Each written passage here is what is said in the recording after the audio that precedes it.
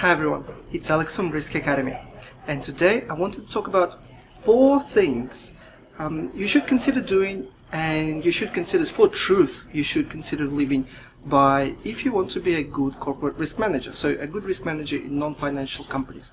And the 4 things are, number 1 is you really don't have to take all the best practices that are published by consultants and by regulators as the ultimate truth. You really shouldn't take so seriously all the different standards, including the ISO 31000 or COSO ERM that came out recently. Apply it with a grain of salt, because whatever makes your company money is the biggest determinator if something is good or not. And the rest really doesn't matter that much. I mean, we in corporate risk management, we're extremely lucky because we don't have tough regulators who impose things on us. So we have a lot of freedom to do what we want, and that is the first thing. The second thing is, if you want to be successful, then you should consider stopping talking about risks and managing those risks as soon as possible, because risk management, despite the name, which I know is weird, and I have a different video on how the name risk management should probably be changed to something more useful, like intelligent or informed decision or informed risk taking.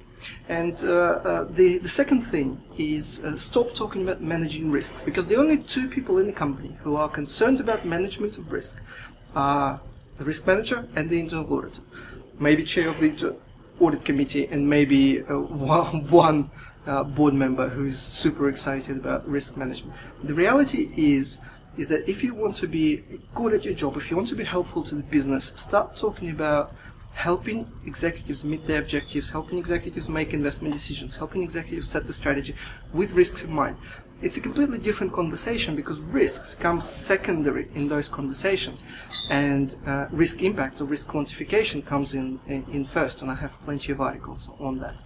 The third one is stop being naive about your job. I mean, I think it's about time we all realize that winning everyone over is literally impossible. Converting everyone to risk-based decision making is just never going to happen. Some people are beyond help, and